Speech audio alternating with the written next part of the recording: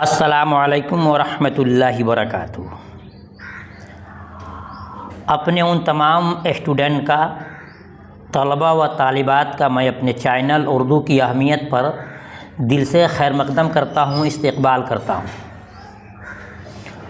आपको बताते हुए खुशी महसूस हो रही है कि अल्हम्दुलिल्लाह आज से आपका क्लास शुरू हो रहा है। तो मैं आपको बता दूं कि सबसे पहले हम कैसे पढ़ेंगे। याद रखिएगा कि हर चैप्टर को हमने 2 वीडियो में डिवाइड किया है। एक वीडियो में उस चैप्टर से अंदर जितने सवालात बनते हैं, उस चैप्टर में क्या क्या चीज़ों को बयान किया गया है, जिसको हम इंग्लिश में कहते हैं चैप्टर एक्सप्लेनेशन, यानी कि फुली तौर पे, मुकम्मल तौर पे चैप्टर के निचोड़ और ख़ुलासे को बताया जाएगा। ठीक है, और जिससे ऑब्जेक्टिव क्वेश्चन बनते हैं। और दूसरी वीडियो में हम आपको ऑब्जेक्टिव क्वेश्चन के साथ साथ सब्जेक्टिव क्वेश्चन भी प्रोवाइड कराएंगे, देंगे, जिससे 2 वीडियो में आप उस चैप्टर को मुकम्मल तौर से समझ जाएंगे और एक भी क्वेश्चन आपसे इंशाअल्लाह छूटने वाला नहीं होगा। यानी कि इस 2 वीडियो में उस चैप्टर को मुकम्मल तौर से चीड़ फाड़ करके ऑपरेशन कर दिया जाएगा और आपके सामने तमाम सवालात को खोल करके सामने रख दिया जाएगा। मज़ीद बातें इंशाअल्लाह वीडियो के अंदर में होगी। आइए शुरू करते हैं, देखते हैं। देखिए, सबसे पहले हम जानेंगे कि सबक का नाम क्या है। तो याद रखिएगा कि सबक का नाम है नज़ीर अहमद की कहानी, कुछ मेरी कुछ उनकी ज़बानी। नज़ीर अहमद की कहानी, कुछ मेरी कुछ उनकी ज़बानी, ये आपके सबक का नाम हो जाएगा। जैसा कि यहाँ लिखा हुआ है, शॉर्ट में लिखा हुआ है, नज़ीर अहमद साहब की कहानी, कुछ मेरी कुछ उनकी ज़बानी। ठीक है, अब देखिए ये हो गया कि सबक नंबर 1 का नाम है नज़ीर अहमद की कहानी, कुछ मेरी कुछ उनकी ज़बानी। अब ये सवाल पैदा होता है, इसके राइटर कौन हैं, इसके मुसन्निफ़ कौन हैं। तो याद रखिए कि नज़ीर अहमद की कहानी, कुछ मेरी कुछ उनकी ज़बानी, क्या है, इसके मुसन्निफ़ कौन है। इसके मुसन्निफ़ हैं जनाब मिर्ज़ा फ़रहतुल्लाह बेग साहब। ध्यान से सुनिएगा, ठीक है। अब इसके अंदर जितने चीज़ें हैं, उन तमाम चीज़ों को आपको बिल्कुल खोल करके साफ साफ दिखाया जाएगा कि ऑब्जेक्टिव क्वेश्चन कैसे बनते हैं और इसमें किन चीज़ों का जिक्र किया गया है, इसके मरकज़ी किरदार कौन कौन लोग हैं, उन तमाम चीज़ों को हम आपको बताएंगे। अब तीसरा सवाल कि नज़ीर अहमद की कहानी जो सबक है ये क्या है। नज़ीर अहमद की कहानी, कुछ मेरी कुछ उनकी ज़बानी, ये क्या है। याद रखिएगा कि नज़ीर अहमद की कहानी, कुछ मेरी कुछ उनकी ज़बानी, ये है आपका खाका। क्या है, ये है खाका। क्या है, खाका है। ठीक है, ये हो गया आपका खाका हो गया। अब खाका किसे कहते हैं, इसके बारे में डिटेल से मैं आपको आगे दिखा रहा हूँ, उसको पहले ध्यान से सुना जाए। देखिए, खाका किसे कहते हैं ये आपको जानना है। हम हर वीडियो के बिल्कुल एक एक चीज़ को बताएंगे चैप्टर का, कि उसके अंदर क्या आपको पढ़ना है, उसके अंदर राइटर ने, मुसन्निफ़ ने क्या लिखने की कोशिश किया है, हम स्टूडेंट लोगों को, आप स्टूडेंट लोगों को बताने की क्या कोशिश किया है। खाका जान लिया कि सबक का नाम है नज़ीर अहमद की कहानी, कुछ मेरी कुछ उनकी ज़बानी, ये सबक है खाका। अब जानना है कि खाका किसे कहते हैं। खाका किसे कहते हैं, सुनिए। खाका किसी की शख्सियत की तहरीरी तस्वीर कशी का नाम खाका है। किसी शख्सियत की तहरीरी तस्वीर कशी का नाम क्या है, खाका है। ये आपने देख लिया। अब उसको हमसे समझिए आप अपनी ज़ुबान में, अपनी लैंग्वेज में और अपनी भाषा में। एक इंसान को आप जान रहे हैं, उसके अखलाक को जान रहे हैं, उसके कैरेक्टर को जान रहे हैं, उसके अंदरूनी और बैरूनी यानी अंदर और बाहर की खूबियों को जान रहे हैं, उनके शक्ल शबाहत को जान रहे हैं, उनके पहनने उठने बैठने की तमाम चीज़ों को जानते हैं। उन तमाम चीज़ों को ज़बान से बयान करने का नाम क्या है, तारीफ़ है, उसकी तौसीफ़ है, उसकी बड़ाई है। उन्हीं चीज़ों को कलम के ज़रिए से कॉपी पे, नोटबुक में लिख देने का नाम खाका है। जी स्टूडेंट, मेरे समझाने का अंदाज़ निराला होगा और आपको ध्यान से सुनना होगा। आपसे कोई पूछ दे 2 नंबर के क्वेश्चन में आ सकता है कि खाका नगारी से आप क्या जानते हैं, खाका नगारी किसको कहते हैं। लिखिएगा कि किसी शख्सियत की तहरीरी तस्वीर, तहरीर कहते हैं लिखने को, तहरीरी तस्वीर कशी का नाम खाका नगारी है। यानी अपनी भाषा में लिखेंगे कि किसी इंसान की हालात को आप जानते हैं, उन हालात को आप लिखित तौर पे अगर पेश करते हैं तो उसी को बोलते हैं खाका। ठीक है, मैं उम्मीद करता हूँ कि मेरी बात से आप मुतमईन होंगे। तो याद रखिएगा खाका किसे कहते हैं, किसी शख्सियत की तहरीरी तस्वीर कशी, यानी कि नक्शा खींचने का, तस्वीर मीन्स होता है फोटो और कशी खींचना, यानी किसी शख्सियत की तहरीरी तस्वीर कशी का नाम खाका नगारी है। क्या है, खाका नगारी है। अब ये खाके में क्या क्या चीज़ आते हैं, खाका कैसे होते हैं, उनको आप समझिए। देखिए खाके बहुत तरह के होते हैं, खाके बहुत तरह के होते हैं, जैसे ज़रीफ़ाना भी हो सकता है, आलिमाना भी होगा और संजीदा भी होगा। ज़रीफ़ाना जिसमें नुक्ता यानी कि उसमें कुछ नुकात को निकाला जाए, कुछ उनकी कमियों को निकाला जाए, ठीक है, उसको ज़रीफ़ाना बोलते हैं। और एक आलिमाना यानी कि एक अच्छी सलाहियत के साथ उनकी तमाम खूबियों को निखारने का नाम, उसको बोलते हैं आलिमाना तौर पे। संजीदा बिल्कुल सादगी की शक्लें को पेश की जाए, उसको बोलते हैं संजीदा। तो मालूम हुआ कि खाका ज़रीफ़ाना भी होता है, खाका आलिमाना भी तौर पे होता है और संजीदा मजाज का भी खाका होता है। और खाके के अंदर क्या क्या आते हैं उसको ध्यान दीजिएगा। खाके के अंदर एक ही साथ में खुदनविश्त यानी अपनी हालात को, अपनी बातों को भी खाका कह सकते हैं। खुदनविश्त का माना होता है अपनी बातें ना, आप पर क्या बीत रही है उसको बोलते हैं खुदनविश्त। ठीक है, आपके चैप्टर, आपके बुक में एक चैप्टर आएगा खुदनविश्त, इंशाल्लाह उसको आगे बताऊंगा। तो खुदनविश्त भी खाके के तौर पे होते हैं। सवानेह यानी इंसान की हालात का भी जिक्र करना, ये सवानेह कहते हैं हालात को, तो उसको भी खाका कहेंगे। याद नगारी यानी कुछ चीज़ों को आप जानते हैं, उन चीज़ों को आप लिख देते हैं जो याद के तौर पर रहेगा आने वाली नस्ल के लिए, उसको बोलते हैं याद नगारी, ये भी खाका में शामिल है। अफसानों के साथ साथ मजमून के अज्जा भी शामिल होते हैं खाके के अंदर। ठीक है ना, तो जान लिया कि खाका ज़रीफ़ाना भी होता है, आलिमाना भी होता है, संजीदा भी होता है, और खाके के अंदर एक साथ में खुदनविश्त, सवानेह, यादनगारी, अफसानों के साथ साथ मजमून के अज्जा भी शामिल होते हैं। ठीक है, उम्मीद करता हूँ मेरी बात आपको समझ में आ रही होगी। फिर इसको रिपीट करूँगा कि आपके पहले सबक का नाम है नज़ीर अहमद की कहानी, कुछ मेरी कुछ उनकी ज़बानी। और ये पूछेगा इम्तिहान के अंदर ऑब्जेक्टिव में कि नज़ीर अहमद की कहानी क्या है, आप लिखेंगे कि ये खाका है। विकल्प आएगा अफसाना है, मजमून है, ड्रामा है, नावल है, खाका है। इन पांचों में से, चारों में से कौन है, तो आप चुनेंगे कि नज़ीर अहमद की कहानी कुछ मेरी कुछ उनकी ज़बानी क्या है, ये खाका है। चलिए अब आगे देखते हैं। और सवाल पैदा होता है कि पहला खाका नगार कौन है, यानी कि बहुत सारे लोग हैं खाका लिखने वाले, उन तमाम खाका नगारों में सबसे पहला खाका नगार कौन है। याद रखिएगा कि सबसे पहला खाका नगार जनाब मिर्ज़ा फ़रहतुल्लाह बेग को कहा जाता है। क्या सवाल है कि पहला खाका नगार कौन है, पहला खाका नगार कौन है, बोलेंगे कि मिर्ज़ा फ़रहतुल्लाह बेग जो है पहले खाका नगार हैं। सवाल बनेगा ऑब्जेक्टिव में कि पहला खाका नगार कौन है, 2-4 नाम होगा, उसमें से आपको चुनना होगा कि मिर्ज़ा फ़रहतुल्लाह बेग पहले खाका नगार हैं, जिन्होंने अपने उस्ताद डिप्टी नज़ीर अहमद का खाका लिखा, जिसका उन्वान रखा नज़ीर अहमद की कहानी कुछ मेरी कुछ उनकी ज़बानी। ये इनके खाके का नाम है जो आपके चैप्टर नंबर 1 कहा जाता है, सबक नंबर 1 कहा जाता है। फिर सवाल पैदा होता है कि मिर्ज़ा फ़रहतुल्लाह बेग ने सबसे पहले खाका किसके नाम पर लिखा, बोलेंगे अपने उस्ताद मोहतरम डिप्टी नज़ीर अहमद के नाम पर लिखा, डिप्टी नज़ीर अहमद का खाका लिखा। ये तमाम चीज़ें ऑब्जेक्टिव क्वेश्चन में पूछे जाते हैं। अब आइए देखते हैं, बहुत सारे खाके लिखे गए, किसको नज़ीर अहमद की कहानी कुछ मेरी कुछ उनकी ज़बानी, उसको खाका नगारे में शाहकार तस्वुर किया जाता है। यानी एक सवाल पैदा होता है कि सबसे बेहतरीन खाका किसे कहा जाता है, तो बोलेंगे कि नज़ीर अहमद की कहानी कुछ मेरी कुछ उनकी ज़बानी, जो ये सबक है ये सबसे बेहतरीन, यानी शाहकार माने सबसे ऊंचा तबके के इसको खाका माना गया है। ठीक है, ये तमाम सवालात हैं जो ऑब्जेक्टिव क्वेश्चन में आपके आज पूछे जाते हैं। चलिए नेक्स्ट देखते हैं क्या है। अब जानते हैं कि सबक नंबर 1 हो गया नज़ीर अहमद की कहानी, कुछ मेरी कुछ उनकी ज़बानी। इस अंदाज से मैं आपको पढ़ाऊंगा कि आपको दोबारा फिर वीडियो देखने की ज़रूरत नहीं पड़ेगी, और जिस तरह मैं आपको साफ साफ लफ्ज़ों में पढ़ा दे रहा हूँ, इंशाअल्लाह ऑब्जेक्टिव क्वेश्चन आपके सामने जितने भी आएंगे वो तमाम क्वेश्चन बासानी और चुटकी बजा करके आप उसको सॉल्व करेंगे। देखिए मैं किस तरह इसका एक्सप्लेन कर रहा हूँ।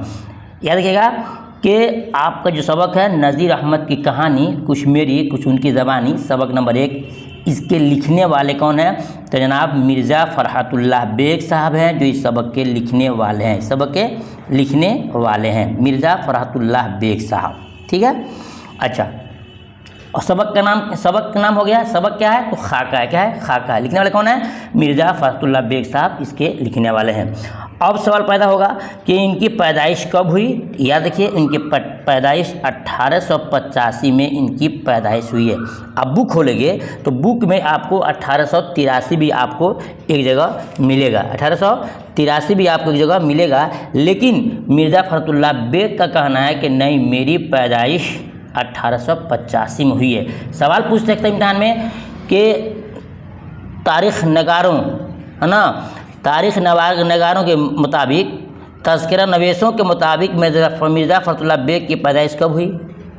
तज़किरा नवेश कहते हैं जो हिस्ट्री लिखते हैं, तारीख़ लिखते हैं, सीरत लिखते हैं, तो उनके मुताबिक आपको पूछ सकता है इम्तिहान में। तो आप बोलेंगे कि 1883 में इनकी पैदाइश हुई है। किसके मुताबिक? तज़किरा नवेशों के मुताबिक, यानी जो लोग तारीख़ लिखते हैं। लेकिन मिर्ज़ा फ़रहतुल्लाह बेग के कौल के मुताबिक उनकी पैदाइश 1885 सही है, ठीक है ना। अगर खोल करके सवाल पूछ दे इनके मुताबिक क्या है तो आप 1883 बताएंगे, और मिर्ज़ा फ़रहतुल्लाह बेग के कौल के मुताबिक पूछता है तो आप बताएंगे 1885। सिर्फ देता है कि उनकी पैदाइश कब हुई तो आप बताएंगे 1885 को ही आप टीक मारेंगे, ठीक है ना। बिल्कुल साफ साफ आपको सिखा रहा हूँ। अब देखिए नेक्स्ट में है कि मिर्ज़ा फ़रहतुल्लाह बेग के वालिद का नाम क्या है। जवाब, मिर्ज़ा फ़रहतुल्लाह बेग के वालिद का नाम मिर्ज़ा हशमतुल्लाह बेग है। ये आपको एक्सप्लेन किया जा रहा है, एक एक बारीकियों को बताया जा रहा है। इंशाअल्लाह नेक्स्ट वीडियो में यानी कि वीडियो नंबर 2 में आपको ऑब्जेक्टिव क्वेश्चन भी पढ़ाएंगे और सब्जेक्टिव क्वेश्चन भी आपको पढ़ाएंगे। मतलब कि 2 वीडियो में आपका चैप्टर मुकम्मल तौर से क्लोज हो जाएगा, ख़त्म हो जाएगा, मुकम्मल हो जाएगा। नेक्स्ट देखते हैं कि जद्द अमजद कैसे कहते हैं? जद्द अमजद कहते हैं परदादा को, कहते हैं परदादा को बोलते हैं जद्द अमजद। तो जद्द अमजद अफजल बेग बदख्शा से तर्क वतन करके शाह आलम शाह सानी के दौर में हिंदुस्तान आए थे। कहाँ आए थे? हिंदुस्तान।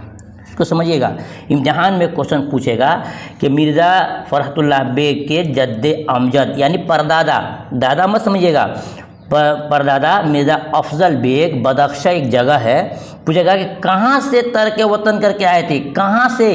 बोलिएगा कि बदख्शा से। कहाँ से? बदख्शा से। इसको याद रखिएगा, बदख्शा लिखने का, बदख्शा से तर्क वतन यानी वतन को छोड़ करके, और किसके वक़्त में? शाह आलम शाह सानी के ज़माने में। किसके ज़माने में? शाह आलम शाह सानी के ज़माने में ये बदख्शा से को छोड़ करके हिंदुस्तान आए थे। ये आपको याद करना होगा। फिर सुनिएगा, सवाल पूछेगा इम्तिहान में कि मिर्ज़ा फ़रहतुल्लाह बेग के जद्द अमजद मिर्ज़ा अफजल बेग कहाँ से तर्क वतन करके हिंदुस्तान आए थे। तो बोलेंगे बदख्शा से। पूछेगा किसके ज़माने में? शाह आलम सानी के ज़माने में हिंदुस्तान आए थे। क्लियर हो गया। नेक्स्ट देखते हैं। ये स्टूडेंट एक एक बारीकी को मैं ऐसे ही आपको पढ़ाऊँगा। अब सवाल आएगा कि उनका इंतकाल कब? किनका इंतकाल? मिर्ज़ा फ़रहतुल्लाह बेग का इंतकाल कब हुआ? बहुत सारे आपको विकल्प मिलेंगे, चुनना है। मिर्ज़ा फ़रहतुल्लाह बेग का इंतकाल जब हिंदुस्तान आपका आज़ाद हुआ 1947, उस वक्त में इनकी क्या हुआ? इनका इंतकाल हुआ। 1947 में इनका इंतकाल हुआ। ये तमाम चीज़ों को बिल्कुल आप किताब खोल करके मिला सकते हो। देखिए हमने तमाम मेहनत करके कोशिश करके इकट्ठा कर दिया है, सिर्फ आपको सुनना है, याद करना है, और आपको नोट्स की ज़रूरत हो तो मैं आपको व्हाट्सअप नंबर दूंगा। उस व्हाट्सअप नंबर पे आप कांटेक्ट करेंगे तो इंशाल्लाह आपको वीडियो भी के साथ साथ PDF भी आपको दिया जाएगा, ठीक है। तो इंतकाल 1947 में इनका इंतकाल हुआ। ये तो अभी तो इब्तिदा इश्क है, अभी तो इब्तिदा इश्क है, होता है क्या? आगे आगे देखिए स्टूडेंट, होता है क्या? यानी टोटल जितने इनके ताल्लुक़ से क्वेश्चन इम्तिहान में पूछे जाते हैं अल्हम्दुलिल्लाह उन तमाम को हमने ऑब्जेक्टिव में ढाल दिया है, जो आपको नेक्स्ट वीडियो में मिलने वाला है। नेक्स्ट देखते हैं उनकी तसानीफ। जी बहुत इंपॉर्टेंट है, इम्तहान में कभी ये पूछ देता है 2-3 नंबर के क्वेश्चन में कि मिर्ज़ा फ़रहतुल्लाह बेग के कुछ किताबों को नाम लिखिए। याद रखिएगा, उनकी बहुत सारी किताबें हैं, कुछ किताबें उनकी क्या हैं, मशहूर और ख़ास हैं, जो मैं आपको दिखा रहा हूँ। याद रखिएगा, नंबर 1 एक यादगार मुशायरा, एक यादगार मुशायरा। नंबर 2 फूल वालों की सैर, ठीक है, यहाँ तक है। 3 में मज़ामीन फ़रहत के नाम से एक मजमून भी शाया हुआ है, जो 7 जिल्दों में शाया है। कितना है? 7 जिल्दों में। इम्तिहान में पूछेगा ऑब्जेक्टिव में कि मज़ामीन फ़रहत के नाम से जो मजमून शाया हुआ है वो कितने जिल्दों में है, यानी कितने बुक्स में है। आप बोलेंगे कि 7। कितने में? 7 बुक्स में ये शाया है, छापा हुआ है। ठीक है, नेक्स्ट देखते हैं। अब देखिए यहाँ पर कुछ हिस्ट्री है, कहानी है, मैं आपको सिखा रहा हूँ, बता रहा हूँ, सुनिएगा। फ़रहतुल्लाह बेग जो है ना, एक स्टूडेंट थे और उस्ताद का नाम था नज़ीर अहमद। क्या था? डिप्टी नज़ीर अहमद। और इस फ़रहतुल्लाह बेग के साथ में एक और दोस्त थे, मियाँ दानी। मियाँ दानी ये लोग क्या करते थे, हिंदू कॉलेज के अंदर, जो यहाँ लिखा है ना हिंदू कॉलेज, ये कहानी सुना आपको, पूरे चैप्टर का निचोड़ है। हिंदू कॉलेज जो है उसके अंदर ये दोनों यानी कि फ़रहतुल्लाह बेग और मियाँ दानी जो दोस्त हैं पढ़ा करते थे। और जब अपने उस्ताद के पास पढ़ने आते, यहाँ पर प्राइवेट के तौर पे इनके घर आते थे, स्कूल से पढ़ने के बाद से इनके घर पढ़ने आते थे। इनके पढ़ाने का अंदाज़ बहुत ही इनको निराला लगा, अच्छा लगा।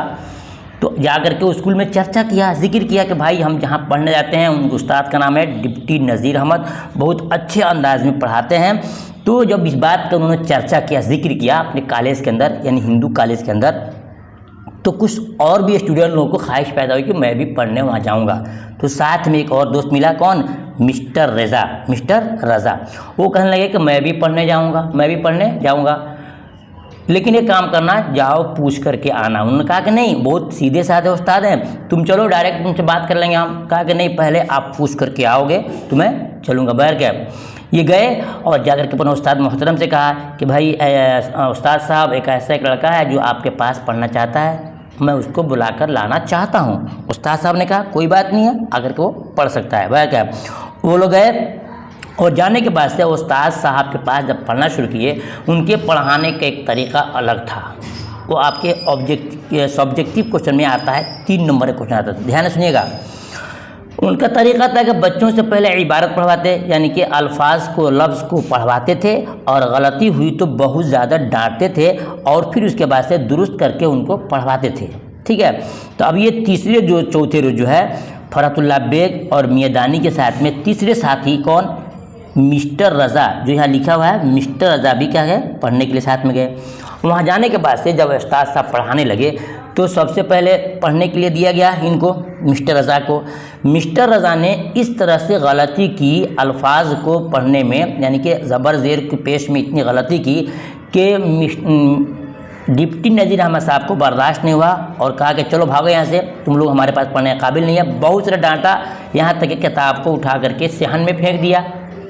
सब भागने के तैयार थे, लेकिन ये फ़रहतुल्लाह बेग साहब जो हैं बोले कि नहीं हज़रत, हमको पढ़ना है, हम लोग पढ़ करके जाएंगे। बाहर क्या बहुत सारी बातें हुई, लेकिन ये ज़िद पड़े रहे, कौन? फ़रहतुल्लाह बेग, मियाँ दानी, कि नहीं हमको पढ़ना है तो आपसे पढ़ना है, चाहे आप मारें, डांटें, भगाएं, हमको यहाँ से जाने वाले नहीं हैं। फिर उनको तरस आया, उनके शौक़ को देखा, उनके ज़ौक़ देखा, कहा कि ठीक है, लाओ किताब लाओ, पढ़ो और पढ़ करके यहाँ से जाओ। बाहर क्या, ये सब कहानी थी कि उस्ताद शागिर्द में ये कहानी हो रही है। उसके बाद से क्या हुआ कि उनको पढ़ाए और उनको डांटा, कहा कि मिस्टर रज़ा, आपको पढ़ने का सही अगर शौक़ है तो पहले आप किसी और टीचर के पास जाइए, उस्ताद के पास जाइए, वहाँ से कुछ दुरुस्त करके आप अल्फाज को फिर मेरे पास पढ़ने आइए। बहुत ज़्यादा उनको शर्मिंदगी महसूस हुई, किसको? मिस्टर रज़ा को, और वो कल से पढ़ने आना भी छोड़ दिया, वो पढ़ने नहीं आए। बाहर क्या, यहाँ लिखा है कि हिंदू कॉलेज, तो हिंदू कॉलेज वो जगह है जहाँ पर ये तीनों साथी पहले पढ़ा करते थे। ठीक है, फ़रहतुल्लाह, मियाँ दानी, मिस्टर रज़ा दोस्त थे।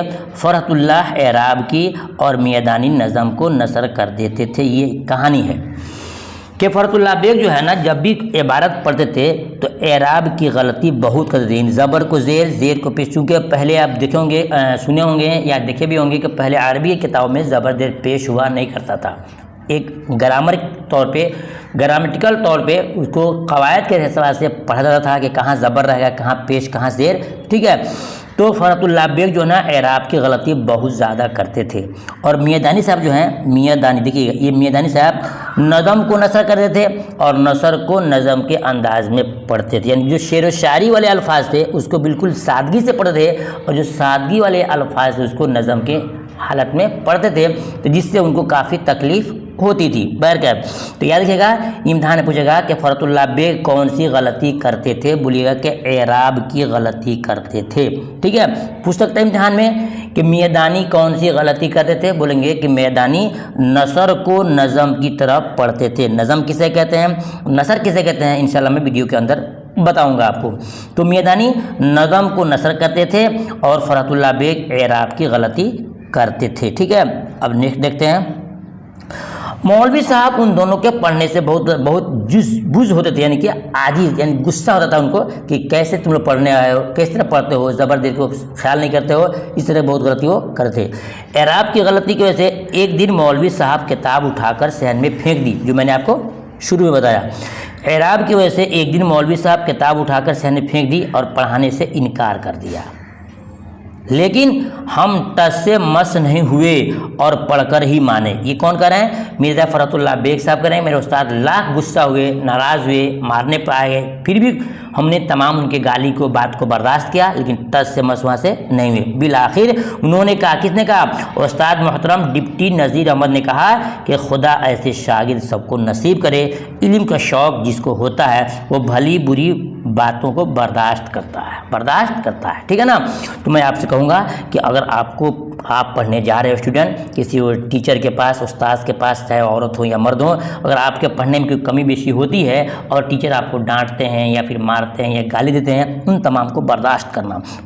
कुछ टीचर ऐसे होते हैं जो आपको आजमाते हैं कि आपके अंदर क्या पढ़ने का शौक़ है कि नहीं है। हमेशा आपको मारते हुए नहीं रहेंगे, बल्कि आपको आजमाएंगे। जैसे यहाँ डिप्टी नज़ीर अहमद साहब ने अपने स्टूडेंट को, अपने तलबा और तलबात को आजमाया और ये खरे उतरे। उन्होंने कहा कि आप चाहे जो भी मेरे साथ कर लें, हम यहाँ से जाने वाले नहीं हैं। आखिर में उन्होंने क्या कहा कि ऐसा शागिर्द अल्लाह सबको नसीब करे कि इल्म का शौक़ जिसको होता है वो भली बुरी बातों को बर्दाश्त करते हैं।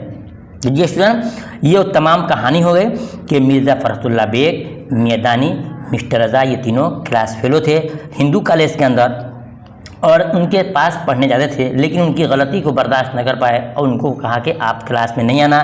बहरकैफ वो शर्मिंदगी की वजह से मिस्टर रज़ा पढ़ने दोबारा नहीं गए। अब इनके बारे में और भी कुछ बातें आएंगी, इसको आपको ध्यान से सुनना होगा। अब देखिए कुछ सवाल बन रहे हैं कि सवाल और जवाब। नंबर 1 में है फ़रहतुल्लाह और मियाँ दानी मौलवी साहब के घर क्यों जाते थे। क्या जवाब देंगे कि फ़रहतुल्लाह बेग और मियाँ दानी मौलवी साहब के घर पढ़ने जाते थे। क्या हो जाएगा, पढ़ने जाते थे, ठीक है। नंबर 2 में किस अरबी शायर से मुतालिक सबक पढ़ाने के दौरान मियाँ रज़ा की छुट्टी हो गई। बीच में बात रुक गई थी। देखिए जो वो किताब थी पढ़ रहे थे, उसमें है ना अशार जो थे, ये इबारत जो थी, वो एक शायर हैं अरबी के, मुतनब्बी। क्या है, मुतनब्बी एक शायर हैं, उन्हीं की किताब या उन्हीं के अशार पढ़ाया जा रहा था। उस वक़्त में मियाँ रज़ा ने इस तरह की गलती, मिस्टर रज़ा ने इस तरह गलती कर दी जिसकी वजह से उनको बर्दाश्त नहीं हुआ और उनको डांटा और कहा कि क्लास में कल से नहीं आना। तो इम्तिहान में पूछेगा कि किस अरबी शायर से मुतालिक सबक पढ़ाने के दौरान मियाँ रज़ा की छुट्टी हो गई। जवाब देंगे कि मुतनब्बी शायर जो है, अरबी के मुतनब्बी शायर के मुतालिक सबक पढ़ाने के दरमियान मियाँ रज़ा की छुट्टी हो गई। कौन शायर है, मुतनब्बी। नाम देगा, 4-5 विकल्प देगा ऑब्जेक्टिव में, किस शायर से, बोलेंगे मुतनब्बी। क्या है ना, मुतनब्बी, ठीक है। आगे देखते हैं सवाल नंबर 3 में, फरहतुल्लाह बेग और मियां दानी शेर खानी में, यानी शेर खानी मतलब शेर पढ़ने में, अशार पढ़ने में किस तरह की गलती करते थे। तो मैंने आपको बताया कि फरहतुल्लाह बेग एराब की गलती करते थे और मियां दानी नज़म को नसर की तरह पढ़ा करते थे, यही दोनों की गलती थी। ठीक है, अब सवाल 4 देखते हैं कि मौलवी साहब के पढ़ाने का क्या तरीका था। मौलवी साहब के पढ़ाने का क्या तरीका था। जवाब देंगे कि मौलवी साहब के पढ़ाने का तरीका ये था कि पहले बच्चों से इबारत को, यानी कि जो लिखी हुई चीज़ थी, अल्फाज थे, उसको पहले पढ़वाते थे, किताब को रीडिंग कराते यानी कि पढ़वाते थे, और गलती होने पर उनको बहुत ज़्यादा डांटते थे, फिर उनकी इस्लाह करके बच्चों को आगे पढ़ाते थे। उनके पढ़ाने का अंदाज था। ये तमाम क्वेश्चन इंशाल्लाह आपको कल के वीडियो में, सब्जेक्टिव वीडियो में आपको आएगा, देखना न भूलिएगा, काफ़ी आपको फ़ायदा होगा। फिर याद रखिए कि अगर आप हमारी रोज़ की, यानी कि हर चैप्टर की 2 वीडियो को देखते हैं तो फिर आपको कहीं भी जाने की ज़रूरत इंशाल्लाह नहीं पड़ेगी। दूसरी बात यह है, जैसे आपकी मुकम्मल बुक ख़त्म हो जाएगी तो मैं आपको चंद असबाब के खुलासे पढ़ाएंगे, जो इम्तिहान में 4 नंबर 5 नंबर के आते हैं, आपको खुलासे पढ़ाएंगे। फिर आपको मजमून और लेटर्स जितने हो तमाम चीज़ों को इंशाल्लाह मैं पढ़ाऊंगा, आपको कहीं जाने की ज़रूरत नहीं है। आप चाहते हैं तमाम वीडियोस आप तक खुद पहुँचे तो आप मेरे चैनल पर अगर नए हैं तो चैनल को सब्सक्राइब करें और बेल आइकन या घंटी के ऊपर इस ज़रूर करना। और हमारे पढ़ाने का अंदाज़ कैसा लगा आप मुझे कमेंट में ज़रूर बताना। आपके अच्छे कमेंट से इंशाल्लाह हम लोग का हौसला बढ़ेगा और मैं आपको अच्छे अंदाज से पढ़ाने की कोशिश करूँगा। देखिए सवाल नंबर 5 में है कि मौलवी साहब अपने शागिर्दों से गुस्सा हो गए, क्यों हो गए। जवाब देंगे उनके एराब की गलती की वजह से, उनको इधर उधर आगे पीछे पढ़ने की वजह से उनसे गुस्सा हो गए। अब आगे है, खुदा महफूज रखे तुम जैसे शागिर्द किसी के न होंगे, कौल किसका है। खुदा महफूज रखे तुम जैसे शागिर्द किसी के न होंगे, ये कौल किसका है। बोलेंगे ये जनाब डिप्टी नज़ीर अहमद साहब का, जो उनके उस्ताद मोहतरम थे। किनका कौल है। डिप्टी नज़ीर अहमद साहब का कौल है। ठीक है, ये हो गया आपके चैप्टर का फुल्ली एक्सप्लेनेशन, यानी उसका निचोड़ और खुलासा। इंशाल्लाह कल की वीडियो में, यानी कि वीडियो नंबर 2 में हम आपको इस चैप्टर के मुकम्मल ऑब्जेक्टिव और सब्जेक्टिव क्वेश्चन पढ़ाएंगे। चाहते हैं तो आप वीडियो को सब्सक्राइब करने, वीडियो को लाइक कीजिएगा और चैनल को सब्सक्राइब कीजिएगा। इंशाल्लाह फिर मिलता हूँ दूसरी वीडियो में बिल्कुल ऑब्जेक्टिव सब्जेक्टिव साथ लेकर के, ताकि आपके 2 ही वीडियो में इस चैप्टर का मुकम्मल निचोड़ और उसका सवालात आपको मिल जाए। ठीक है, फिर मिलता हूँ दूसरी वीडियो में, तब तक के अल्लाह हाफिज़।